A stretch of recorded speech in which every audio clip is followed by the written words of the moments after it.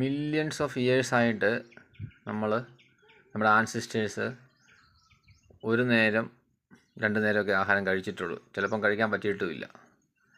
അതുകൊണ്ട് ജനറ്റിക്കലി നമുക്കിനി ഒരു ചേഞ്ച് ഉണ്ടാകണമെന്നുണ്ടെങ്കിൽ അതുപോലെ തന്നെ മില്യൺസ് ഓഫ് ഇയേഴ്സ് എടുക്കും. അതുപോലെ ബോഡി ഒരു സിസ്റ്റം ഉണ്ടാക്കി വെച്ചിരിക്കുക.